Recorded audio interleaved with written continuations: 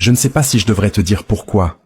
Je ne t'ai jamais parlé depuis ta naissance, mais je pense que vous méritez tous la vérité. Je ne suis pas restée silencieuse parce que je vous détestais, dit leur mère, la voix tremblante. Il y a 17 ans, j'ai épousé l'amour de ma vie. Il s'appelait Itoro. Avant notre mariage, il m'aimait de tout son cœur. Il était tout pour moi. Mon père, ma mère, mon meilleur ami. Je n'ai jamais connu mes vrais parents, mais Itoro a comblé ce vide. Il s'occupait de moi, payait toutes mes factures, je ne manquais de rien. Il m'avait promis de ne pas me toucher avant notre nuit de noces. Elle fit une pause, les yeux brillants de larmes. La nuit de notre mariage, nous étions si heureux. Il pleuvait, et nous avons dansé sous la pluie. Quand nous sommes finalement rentrés, 6 hommes sont sortis de l'ombre. Ils ont dit qu'ils me voulaient. Itoro s'est mis devant moi et a dit « Jamais. Pas tant que je suis en vie. » Ils se sont battus. Il s'est défendu de toutes ses forces. Mais l'un d'eux a sorti quelque chose. J'ai entendu « Paoui » un seul coup. Il est tombé. J'ai crié. Je me suis précipité vers lui. Il m'a regardé et a murmuré « Je t'aime, mon amour.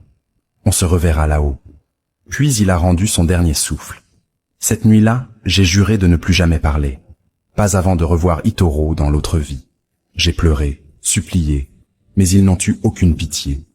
Ils m'ont fait des choses que je n'oublierai jamais. Quelques mois plus tard, j'ai découvert que j'étais enceinte. Mais cet enfant n'était pas celui d'Itoro. Il était 2. J'ai voulu en finir. Mais une voix en moi m'a dit « Tiens bon.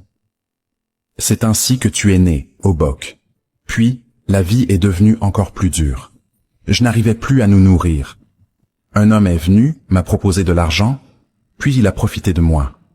C'est ainsi que Sumi est né. Des années plus tard, j'ai essayé d'aimer de nouveau.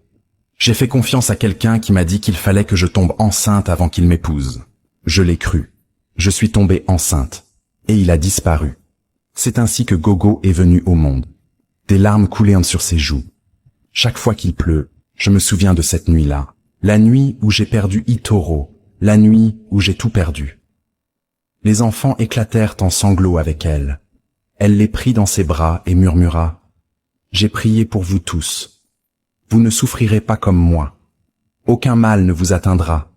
J'ai porté la douleur pour que vous puissiez marcher en paix. Vous êtes bénis, mes enfants, et que mon Dieu vous garde. » Pour la première fois, les enfants ressentirent la paix. Mais ils virent aussi les cicatrices derrière le silence de leur mère. Les années passèrent. Ils grandirent, unis par l'amour et la douleur.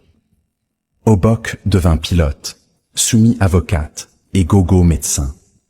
Ensemble, ils offrirent à leur mère la vie qu'elle n'avait jamais eue. Quant à leur père, ils ne revinrent jamais. Fin. D'autres histoires arrivent bientôt. Restez connectés.